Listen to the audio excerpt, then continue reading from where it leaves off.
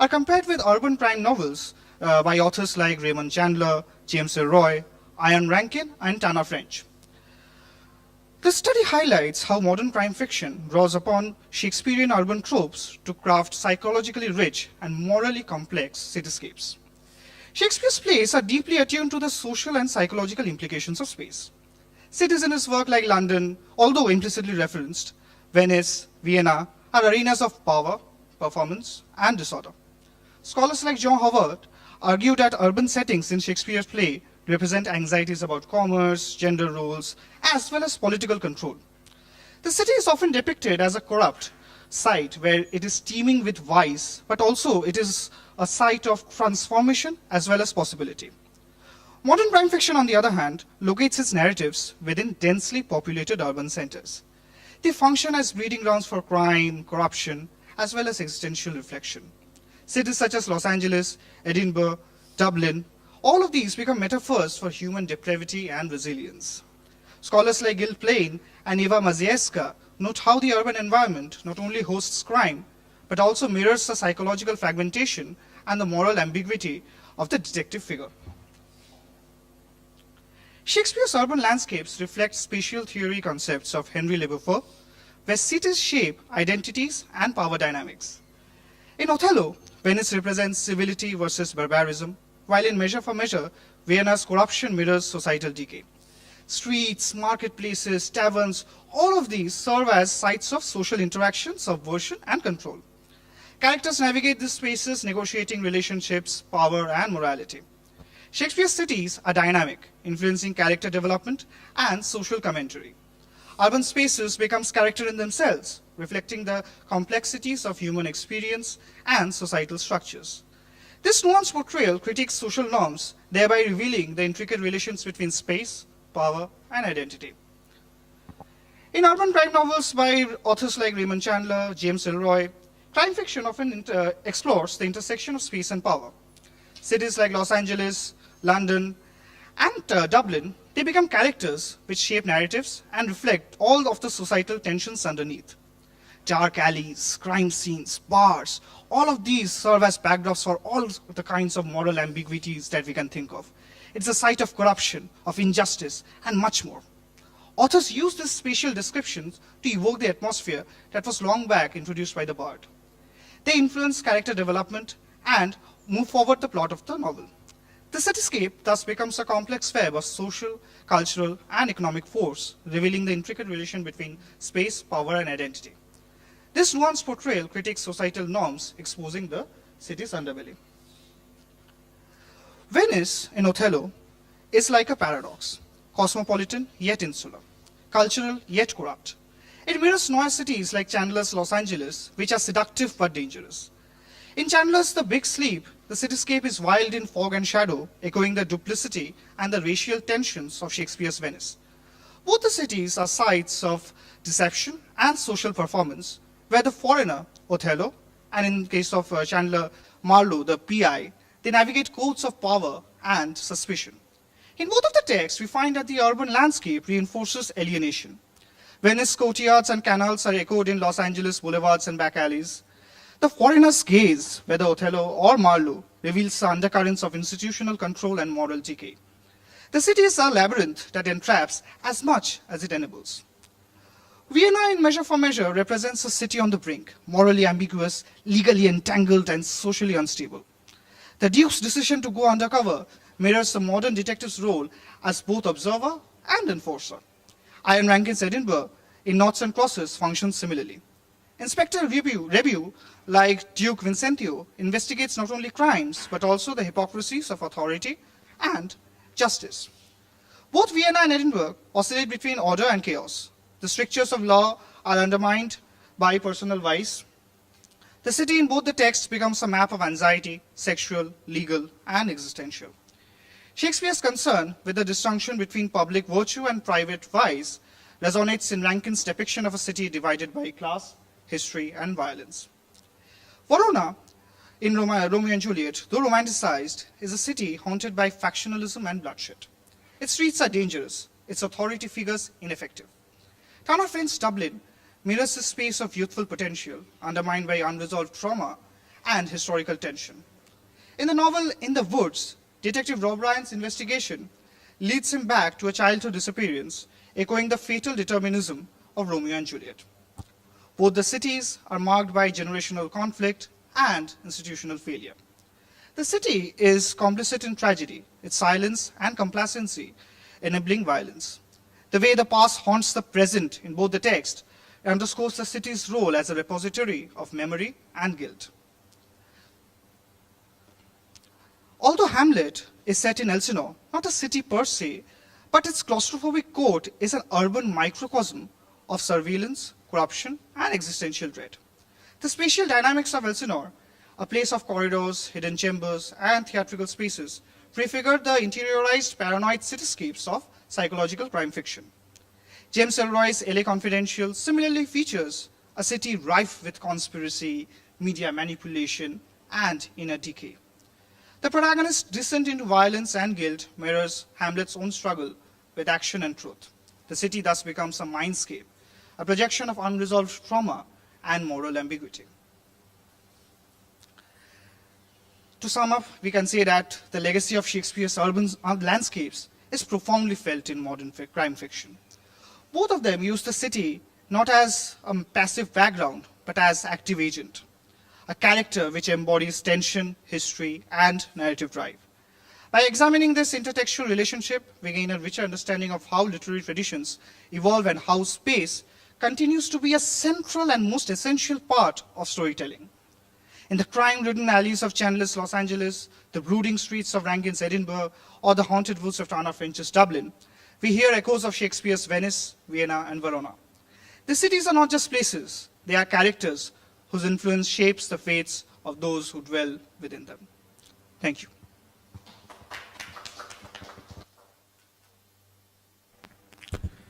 Thank you so much, Rohit Rao-Chaudhary, and special thanks for sticking to the time limit. We move on. I think we will take all the questions after the presentation, so you can just keep your questions with you. We now move on to the second. Sorry. Oh, acha. Yeah. So we move on to the second paper presenter, Deepayan Dotto, who is from TKH Jain College. So over to Deepayan. So I'm just going. Would you want to go to the podium, or I'll just? You sit here. Okay. Okay.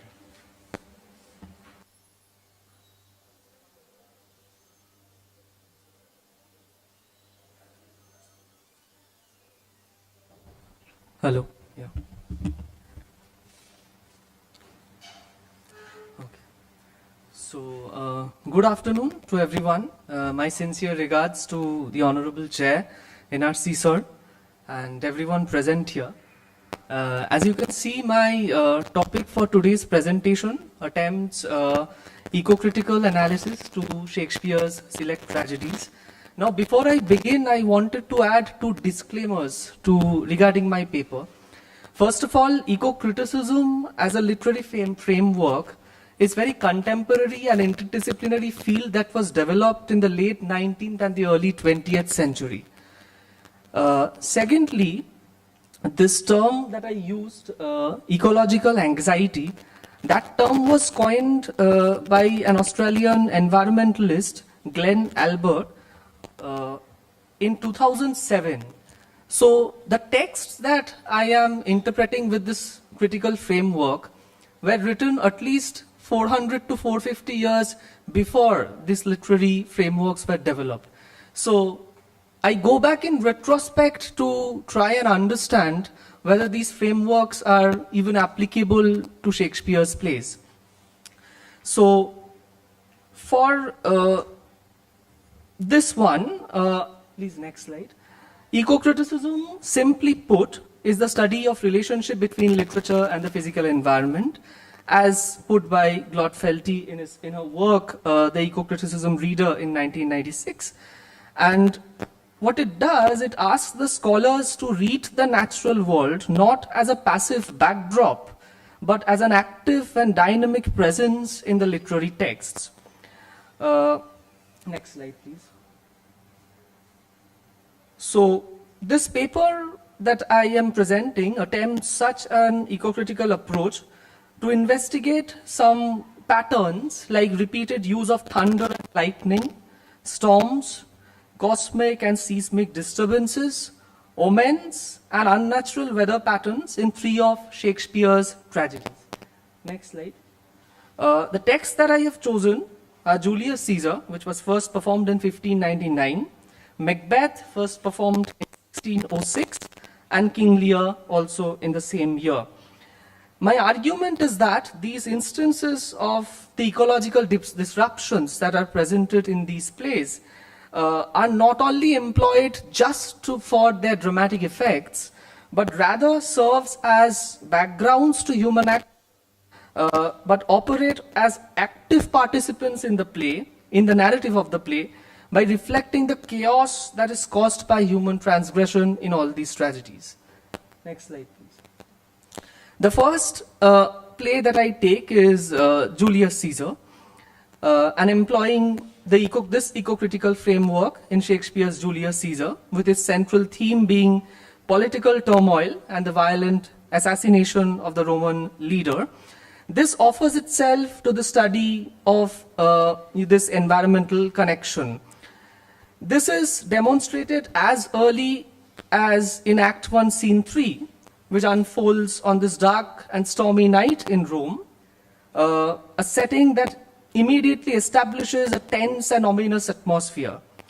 This scene occurs shortly before the conspiracy against Caesar gains its momentum, and it records the vivid descriptions of the unnatural events recounted by one of the conspirators, Casca.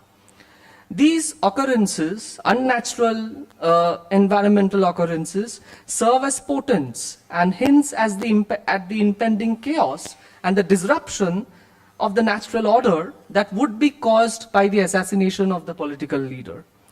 Casca says, as you can see from these lines, that he has seen tempests, he has seen the ambitious ocean swell and rage and foam, and exalted with threatening clouds, but never till that night has he seen a tempest dropping fire. This is one of the most striking images that Casca describes. It's a storm unlike anything that he has ever seen, a tempest dropping fire. The sheer unnaturalness of the fire falling from the sky is deeply unsettling and suggests a severe imbalance in the cosmos that is happening. Casca himself interprets this phenomena later in some lines as a civil strife in heaven, indicating that an anxiety, the very heavens are going through the turmoil owing to that. This establishes a sense of profound ecological disruption. Moving on to Calpurnia's nightmares and the disturbed natural world that she presents, she tries her best to deter Caesar from going out that night on the Ides of March. And she says about her dream where fierce warriors fought upon the clouds, with the clouds drizzled blood upon the Capitol. This is also symbolic distortion of the ecological balance. Especially the imagery of blood raining from the sky suggests a rupture of harmony between the human and the non-human world. This transformation of rain into blood is a striking disruption of the traditional imagery of the rain that typically symbolize renewal, fertility, and life, and here become an omen of death and destruction in Calpurnia's vision. Next. The next play that I'm taking up is Macbeth. Of course, from the very beginning of Macbeth, similar disruption and a departure from normalcy and equilibrium is seen, where the witches prophesies that fair is foul and foul is fair in this very unsettling world. This is also reflecting definitely on the historical context of Jacobean England. What is also interesting to note, referring to these unnatural incidents, that the early modern period, especially roughly from the 14th and the 19th century, had first witnessed climate change in a kind of, if not global, as an European phenomena, because of something called the Little Ice Age. which resulted in England especially, extreme weather, harsh winters, failed harvests, and unpredictable storms. And these were often interpreted by the human world as a reflection of the divine will or a cosmic disorder. These were early instances of what we contemporarily understand as ecological anxiety. Coming to Lennox's, lines, the night of King Duncan's murder, which is depicted again through such unnatural imageries, Lennox reports that the night has been unruly, and where we lay, our chimneys were blown down and strange screams of death were heard. And some say the earth was feverous and did shake. This natural calamity symbolized the profound disruption once again that is caused by Duncan's murder, and indicates that Macbeth's moral transgression does have cosmic repercussions immediately. The feverish earthquake suggests that the very foundation of the world is reacting with sickness to the evil that has just been perpetrated. There's another concept, a very anthropocentric concept relevant in Shakespeare's times, called the great chain of being.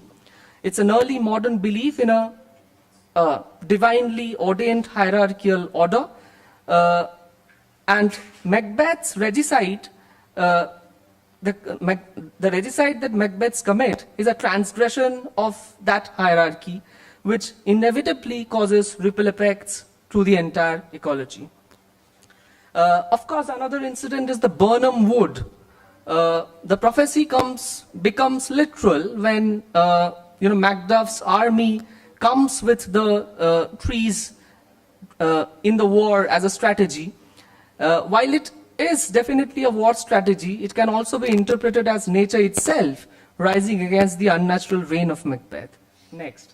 The third and last text that I have, and of course I'm running short of time, is Lear.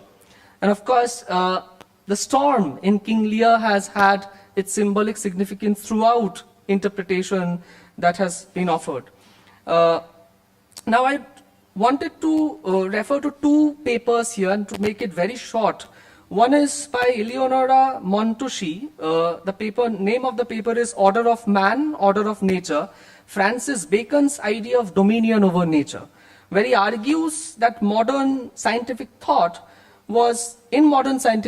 nature was posited in that way, that something that needs to be dominated and mastered. Now, I also was hearing Krishna ma'am speak, where she was referring to the Vitruvian figure. And I was definitely remembering Lear there, his raging, he's, almost against the raging storm. And he's almost ordering it and directly confronting it and saying, blow winds, crack your cheeks, rage and blow. The fool gives him a reality check. And he says, here's a knight that pities neither wise nor fools. And the fool offer him a kind of a reality check about the indiscriminate power of natural elements, which is indifferent to the status or intellect. I'll go directly to the conclusion here, next slide, last slide here. So, as in conclusion, to sum up, Shakespeare constructs this dramatic world where nature is deeply entangled with human affairs and responds with storm, fire, and unnatural settings. Now, this is rather a foreshadowing of what we today call the ecological anxiety. I'm referring to the sophisticated understanding of Shakespeare that was possible for him to have this foresight. And these tragedies anticipate the modern concerns about the ecological collapse. I would like to end this with a thought that aren't we, in our flawed idea of progress, capitalist-driven idea of progress, committing crime against nature and also upsetting the natural order in the process? And are we really prepared to face the consequences? Thank you.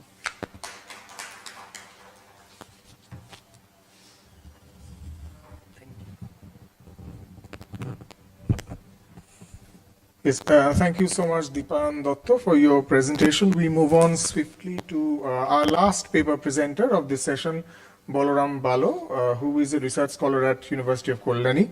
Will you be speaking from there? Yes. Yeah, okay. Okay.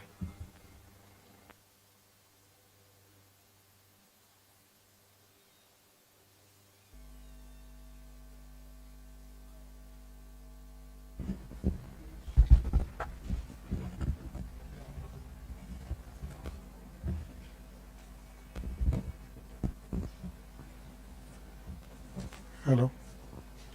Respected chairperson and our friends, so thank you for giving me this chance. And okay, so there is a warning. The topic that I am going to talk on is immoral topic, so be cautious. And for this I would like to thank my supervisor and the chairperson. He is the person who inspired me to work on this. So a responsibility is not mine, his. Okay, thank you. Okay, so before I start my presentation, I would like to show you two front page of two books. You see? So there is a line, just I would like to read, with spiritual and physical advice to those who have already injured themselves by these abominable practices. I think we have all somehow injured ourselves. So, okay. And the next book is Diseases Caused by Masturbation. Right? So the topic of my presentation is for having traffic with thyself alone, masturbation, non-reproduction, and Shakespeare's poetics of self-containment in sonnets 1, 3, 4, and 9. So before I enter into the discussion, we must have a brief historical map and context of masturbation.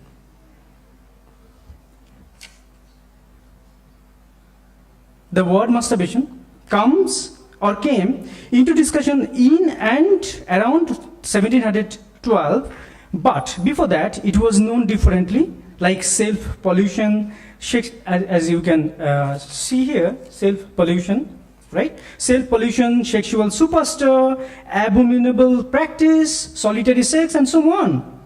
So the term onanism comes into discussion, and the term onanism originates from the biblical figure Onan, whose story appears in Genesis chapter 38, verse number 8 to 10. Onan commanded to impregnate his deceased brother's widow, spills his seed on the ground to avoid producing offsprings.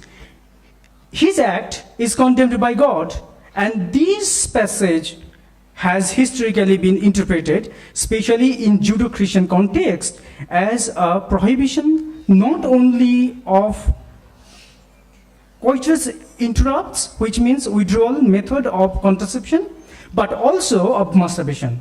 The term onanism substantially became synonymous with masturbation, particularly in 17th and 18th century moral discourse.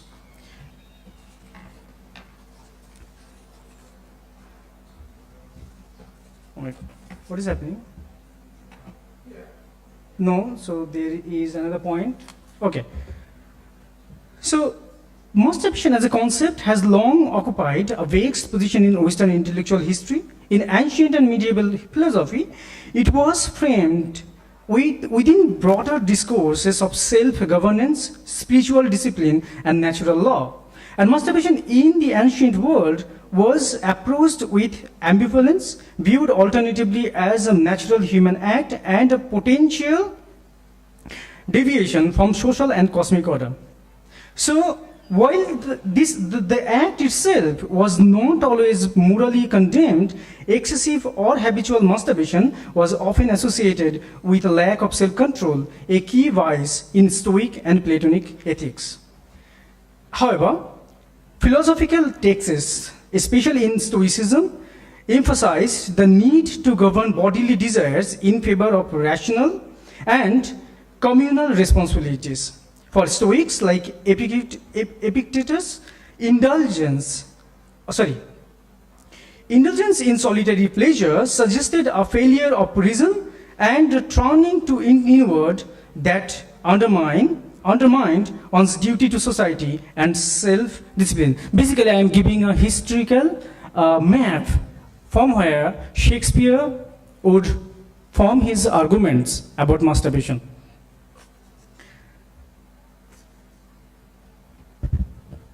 So in ancient medical theory, particularly Hippocratic and Galenic models, which dominated medieval and Renaissance understandings of body, semen was believed to be a refined bodily fluid essential to vitality and health.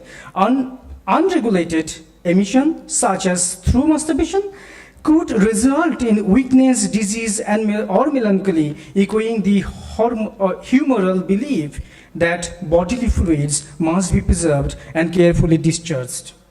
So this is from Solitary Sex, a book by Lequer. So thus, masturbation was not merely a private act, but on with potential public and physical consequences. Masturbation, as a form of emission unlinked to reproduction, was thus inherently seen as wasteful and harmful.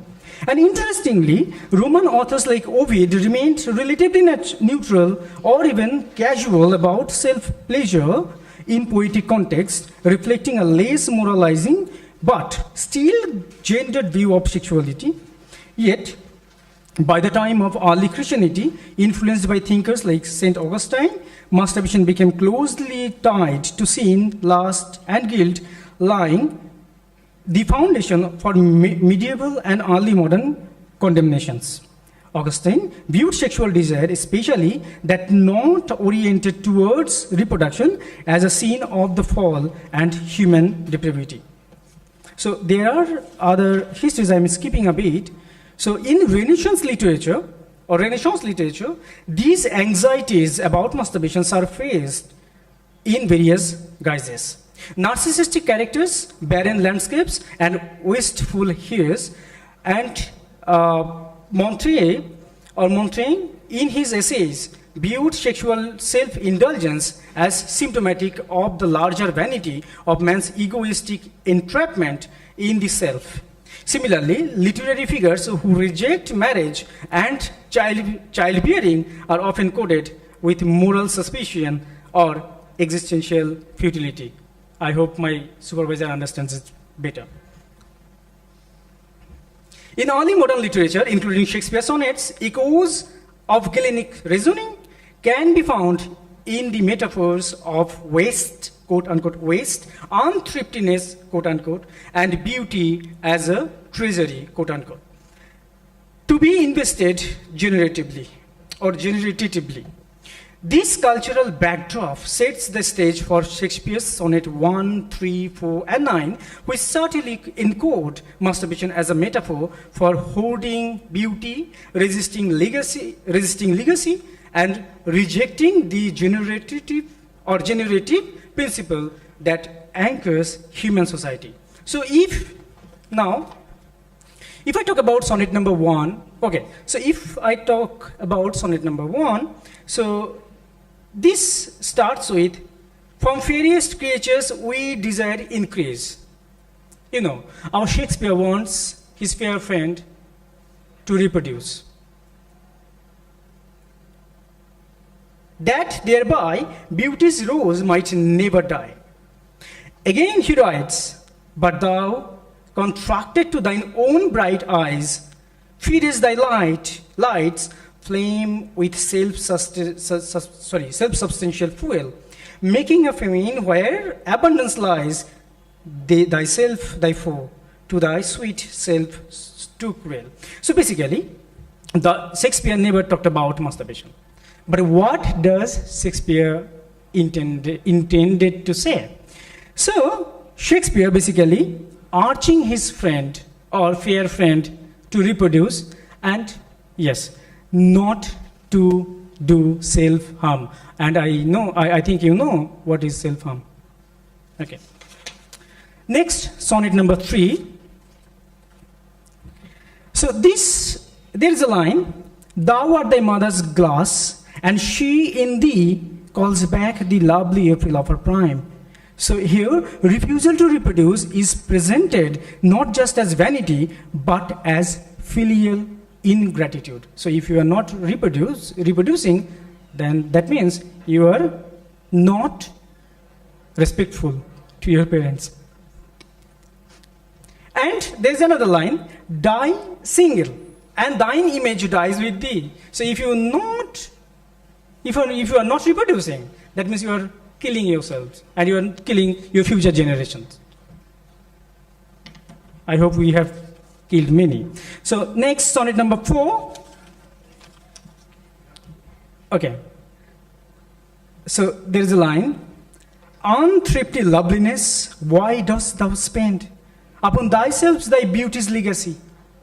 So here again also, Shakespeare is actually criticizing his friend, why are you wasting your energy on yourselves only?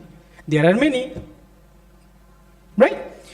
And there is another line, thy unused beauty must be toned with thee. So if you are not reproducing, that means your unused beauty will be toned with thee. So this is the last sonnet, sonnet number 9. And it begins with, it is for fear to wait a widow's eye, that thou consumest thyself in single life. So the speaker imagines the youth's refusal to marry as a cowardly retreat from emotional vulnerability, but more damning is the charge, no love toward others in that bosom seats, that on himself such murderous shame commits. Here, the youth's self-love is framed as a crime.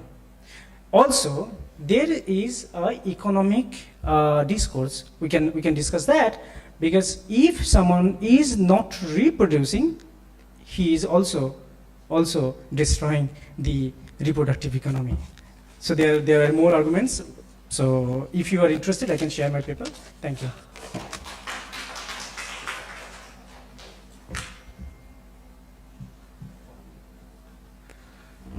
Thank you so much, Balaram, for, what shall I say? I was going to say for a seminal paper, but I will not say that. There's certainly a thought-provoking paper which raises a lot of hard questions. So now the 3 papers are up for questions. I would invite questions from the audience, and I will refrain from punning any further.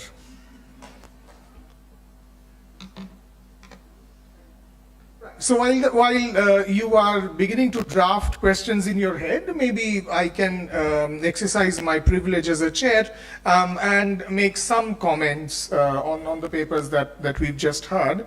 I think as far as the first paper is concerned, City as Character, Shakespeare's Urban Landscapes in Modern Crime Fiction, I'm fascinated by the way in which there seems to be a very interesting thing that's happening over here, because you see the literature that is being produced, they're all being produced from the city. And the city at the same time is being, presented as a sort of dark, criminally infested place. And to a certain extent, it plays into, correct me if I'm wrong, but it plays into a certain binary where you have, the city as the dark and the country or the village as the light. Why do you think this kind of, first of all, do you agree that such a binary is being implied? And if so, why do you think this binary is being constructed? I think we probably, hello, yeah. Well, thank you, sir.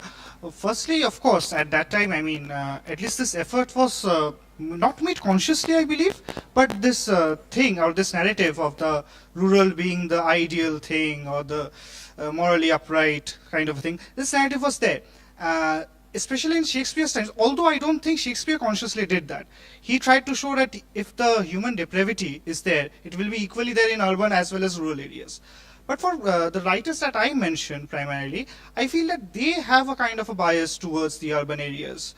Because in America, for example, like Raymond Chandler, I mentioned, according to him, Los Angeles is the hotbed of crime and not the American suburbs. Suburbia is the hotbed of domesticity. You go there, you relax, you have a family life, all the heteronormative things that we expect life to be. And it is the urban areas where the shadows operate. So that, I guess, is there. Well, that is a matter of perception, I feel. The public perception is that শহরে গেলে খারাপ হয়ে যাবে। এই একটা that perception is always there. And crime fiction plays on that rhetoric.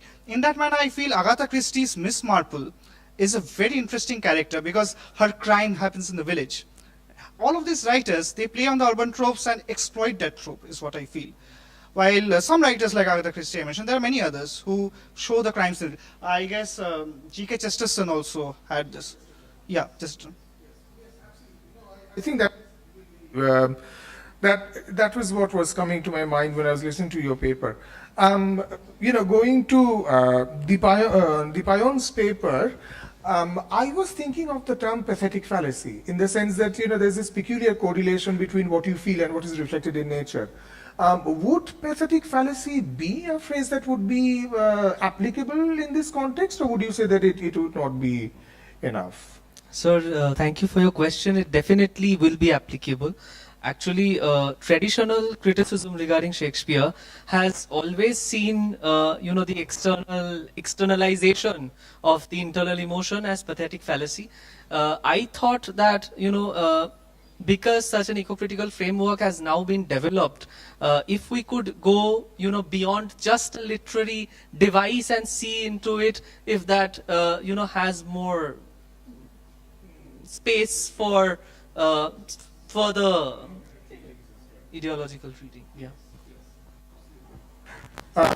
Turning to the paper of Bolaram Balo,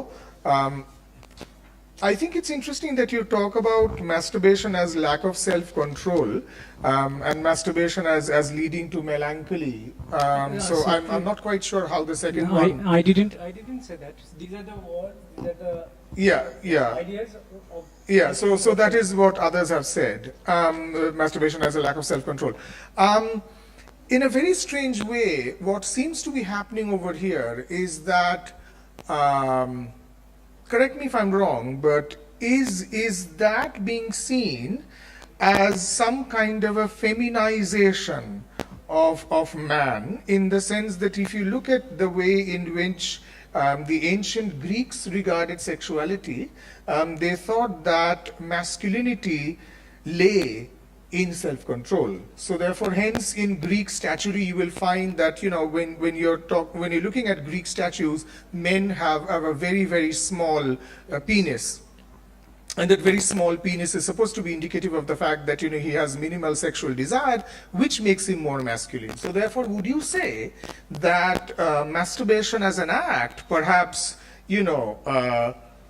drains out a person's masculinity as such? Does it sort of feminize it? Is that something that they are trying to insinuate? Is what I would want to know. Well, it is actually not, but they are actually doing that. Why I am saying that? Okay. This is not working, I think. Oh, so basically, they were framing their arguments on the basis of reproduction, and they were fearing that if someone never reproduces, then that man is not a man enough. Not a man enough, because he is wasting his vital energy. So the idea of masturbation immediately connects the idea that a man who doesn't have self-control, who harms himself, he's not a man. Yes, and of course women, as we know, don't Yes. masturbate. Don't. So there's no need for discussion on that front. Okay. Any further questions from the audience?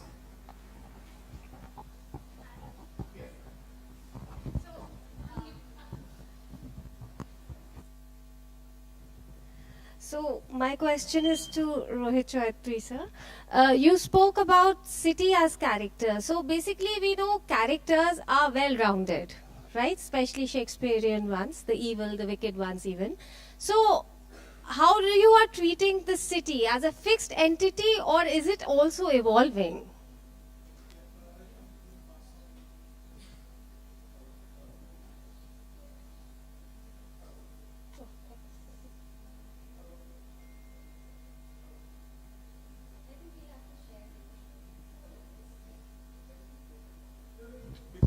It's temporary.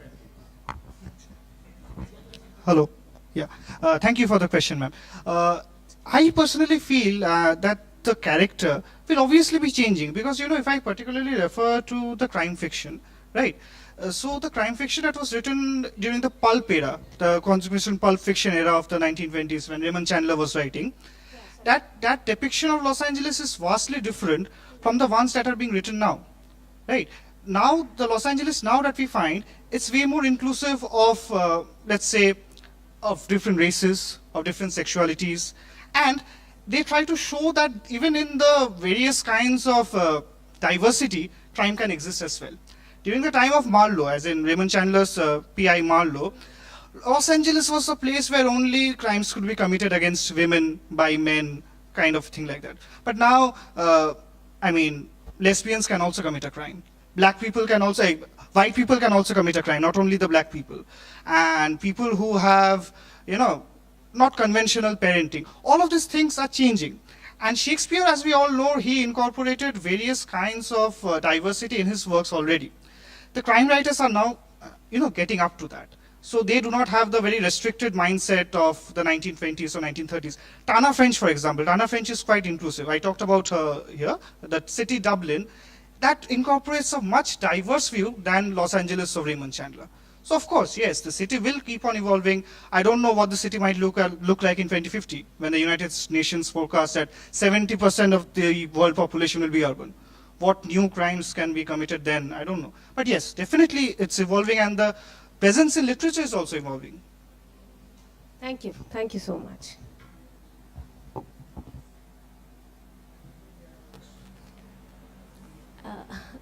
Can I ask one more question from the Brian, sir? So, like Niladri sir mentioned something related to pathetic fallacy. I think, what about Anthropocene and its reflection of, man's justice? How it reflects the Anthropocene things, centric things, they reflect the justice of a man. So what do you have to say about that? Thus, are you connecting the nature? Can we connect it to that to an extent? The fury and all those things that you have spoken about. Are they relevant from that if we examine it from that point of view? Hello. Yeah. Thank you, ma'am, for your question. Yes, it can be connected with the Anthropocene. What I was also thinking after giving away the mic in sir's question, he has mentioned pathetic fallacy. Then pathetic fallacy is a literary device which says that environment, it's externalization of human emotion in the environment. But if we reduce the phenomena to that, aren't we also being anthropocentric? Like as if nature has a role to reflect the internal emotions that is there in a man. Isn't the objective of eco-criticism is to move beyond this anthropocentric idea that nature almost has a role to play in man's emotion, and rather connect it in some equal plane that each reflect each other so that it can be seen as a whole. So pathetic fallacy, I think using pathetic fallacy here would be largely reductionist, to be. Right. Any other questions? Thank you, if sir. we have? Right. Okay. So if yeah. Oh, also, if the paper readers have questions for one another, you can definitely. It's not a question. I think Balronda's, I was thinking, I was reading the paper about how not reproducing is a sin almost. I think we have traditionally read the metaphysical poets as being what should I say, a challenge to the established norms of the realism.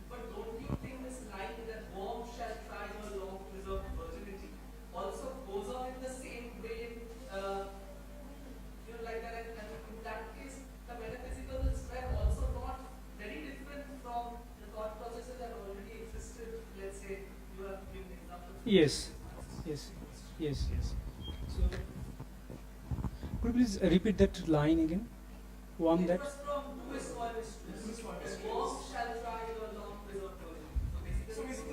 Yes, yes, yes, yes, yes.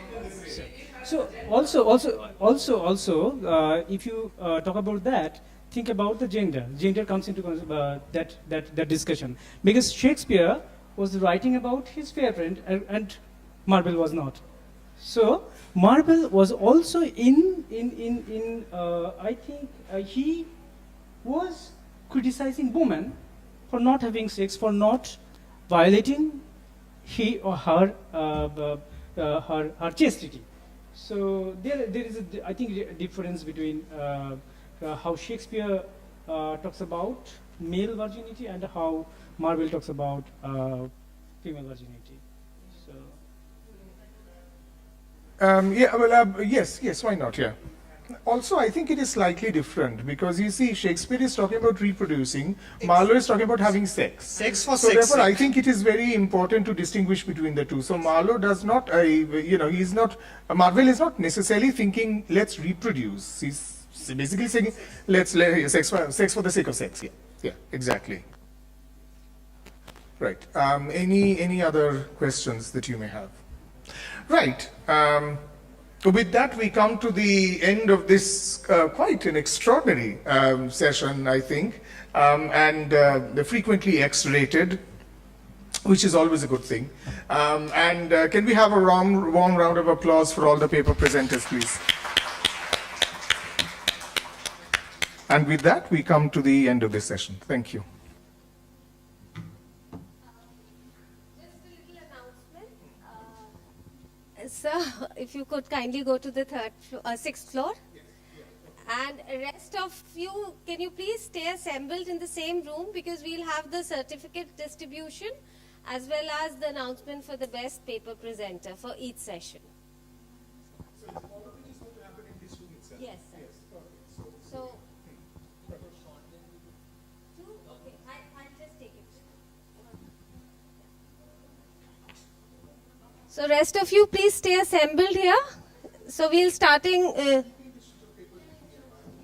is the attendance one. Yeah. And